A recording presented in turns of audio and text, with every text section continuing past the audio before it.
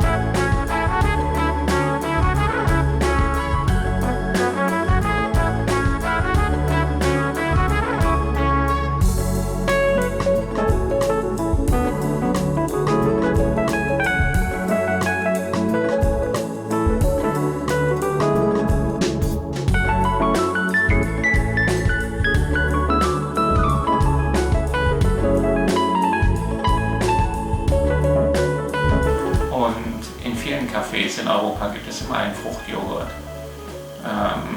Das isst man dann zusammen mit anderen Beilagen oder mit anderem Frühstück. Das zeige ich gerne nochmal. Und der ist jetzt für mich und den esse ich. Itadakimasu. おいしい。おいしい。すみません。これでおしゃれなフルーツヨーグルトができました。とても簡単でしょう。朝ごはんにぴったりです。皆さんも作ってみてください。またね。